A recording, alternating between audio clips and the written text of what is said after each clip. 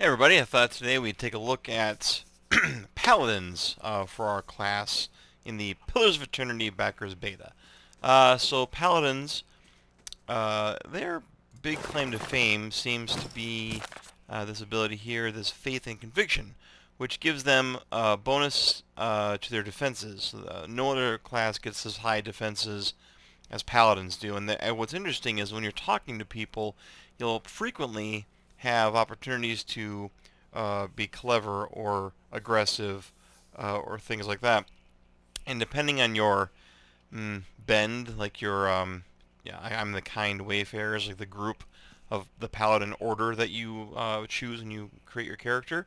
Um, each of these groups has specific types of reactions, like stoic or whatever, that they enjoy, and you'll actually see these effects grow in power over time if you pick those in keeping with the tenets of that group.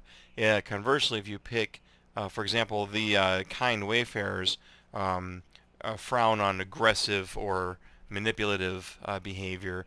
So if you choose those dialogue options frequently, you'll see these numbers diminish. Otherwise, I believe they just get some abilities, um, spell-like abilities, and they have things like Fighting Spirit, which if you go below 50 endurance, you start getting a little more accuracy and damage. Um, and I picked Flames of Devotion for my level 1 ability, which doubles my damage as burn damage when I attack with it. So I have that ability right there, ready to use once per fight. Indeed. So as always, let's level up to 5 and see what my options look like as I get to be a little more powerful of a paladin. Um, let's see, I like to have a few points for stealth, like I've mentioned before, so that my whole group can go into stealth and sneak around and get closer to foes before combat begins. Try and get in position that way. We want to have a lot of athletics because I suspect to be wearing heavier armors as the game progresses. Alright, so my first talent. Looks like there's quite a few class-specific talents for paladins. Intense Flames would make my Flames of Devotion ability that I already have um, even more damaging. It's actually tempting. Untroubled Faith is a passive. It just gives me yet more deflection, fortitude, reflex, and will, so it just piles on to the Faith and Conviction ability. That's going to double those numbers, actually. That's pretty impressive. Deep Faith is a passive. Oh, this further, Untroubled Faith and Deep Faith both just increase the effectiveness of the Faith and Conviction passive. So it's just really piling on the defensive properties. Strange Mercy. 4 meter in a 4 meter radius around me, I grant bonus endurance. That's kind of neat. Sword and the Shepherd. Additional attack. Oh, so I'd be able to use the Flames of Devotion 2 times per encounter. That's actually pretty awesome. Heal endurance in nearby allies. It's interesting. Um, interesting in that that's not what that looks like it does. So they could be working on this ability still. I think I like. Actually, his accuracy is not super high because of this heavy shield he's using. So I'm gonna.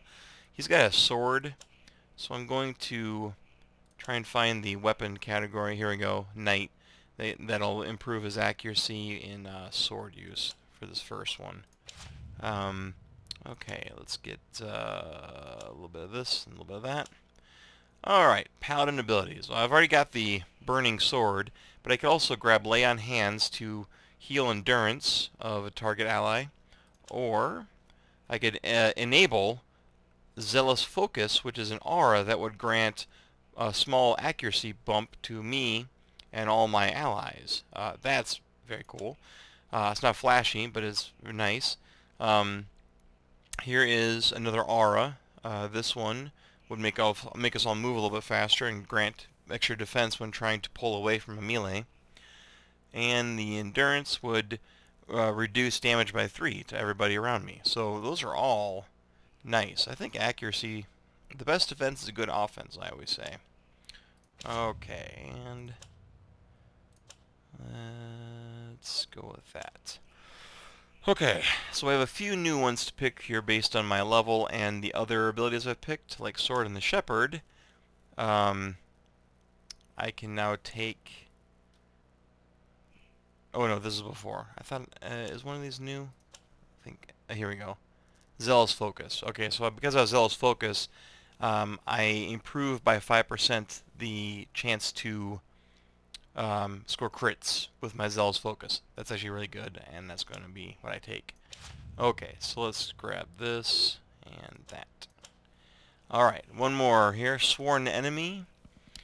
3 times per rest I can mark an enemy as the focus of my Righteous Fury, granting accuracy and damage bonuses against the target until combat ends or the target goes down. Wow, that seems really good. Inspiring Triumph, area effect defense for 12 seconds. Alright. Liberating Exhortation. Twice per encounter.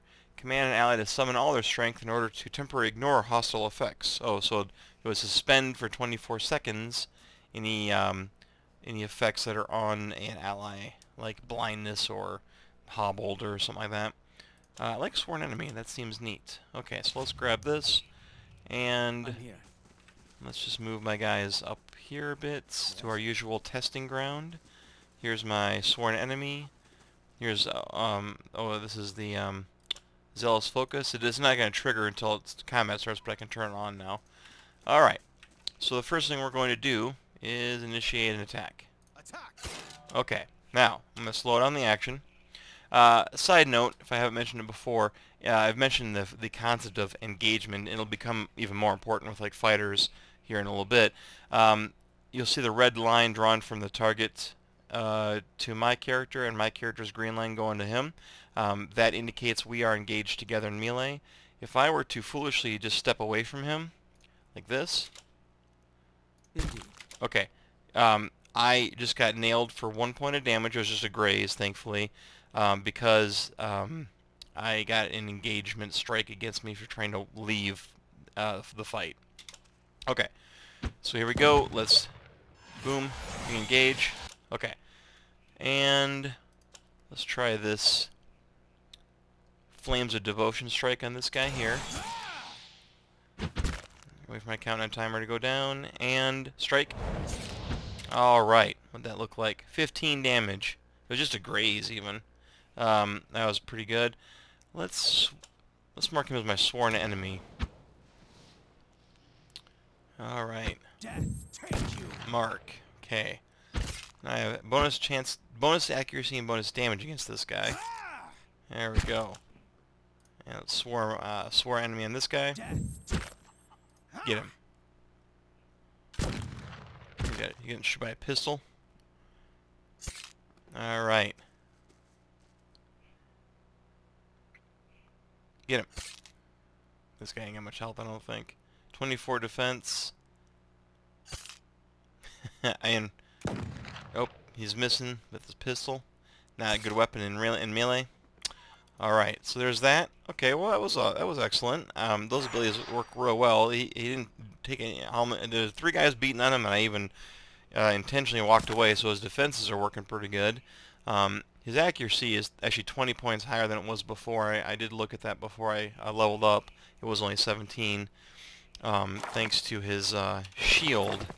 If I take away his shield, you'll see it goes up 20 points. But with 37 accuracy, I was hitting pretty good. And I have more damage reduction thanks to this. I can actually improve this. I can't. I don't know what I'm missing. Gold, maybe. So,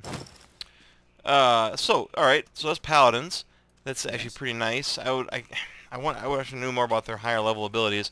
They have some really neat, interesting lower level stuff that they can use frequently. Mark for Death or Sworn Enemy is nice. You only get 3 of them per rest. The per rest abilities are the ones you want to save the most for the bigger fights, since you don't be using camping supplies very often. The Flames of Devotion once per fight is nice for a big swing, and of course Zealous Focus is great because it gives everybody more accuracy, which is used for everything from spells to melee and to ranged. So that's actually really good.